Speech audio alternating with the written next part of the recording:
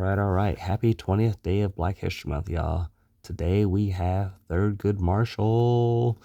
He was the first black man I ever heard about being a judge besides Uncle Phil from Fresh Prince of Bel-Air. If you get that, you're old now, and now you go to bed before 10 o'clock. With that said, though, he was one of the first black men appointed to the Supreme Court. He was a justice on the Supreme Court. Actually, let's get into the dates he lived. How about that? He was born in 1908 and he passed away in 1993. So he lived a good long life, and that means he lived through all the civil rights stuff. So he was a civil rights warrior from pretty much all his life. So he's seen a lot of things happening, and he was able to actually get out and change those things. So that's the important part we're going to talk about right now is, get into action. If you don't see something, you don't necessarily just complain about it on Facebook. You take some action. You get out there. You do the thing, such as myself getting out here and actually trying to educate and just not educate, but just bring up things about great African Americans that came before us that you may not know.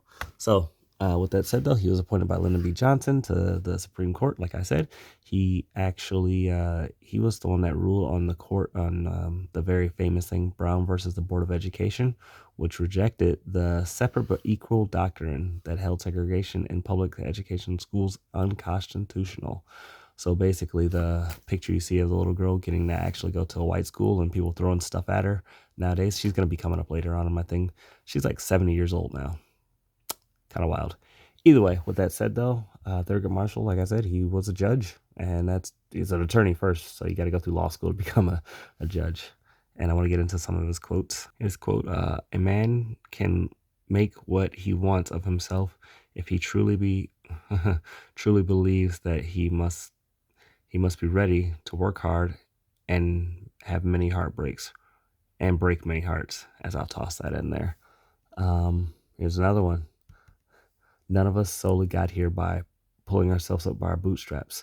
A lot of people say that all the time, like, oh, you just got to pull yourself up by your bootstraps. That's not true, dog. Like, only thing you get by pulling yourself up by your bootstraps is a hurt back. So you got to work smarter and harder. Don't believe that, just hard work, that'll get you where you need to go. The game has been changed. The game has been fixed. Selling dope and rapping ain't really necessarily going that way. Going to work and just working a 9 to 5, that ain't where it's really at either. You got to be doing a lot of other things nowadays too. And real quickly, here's my favorite. Where you see an inequality or injustices, speak out against it, because this is your country too. This is your democracy. Make it, prove it, pass it on, or protect it, pass it on. So with that said, though, this man truly lived by that all his life, and it's just inspiring. As such, all these people are.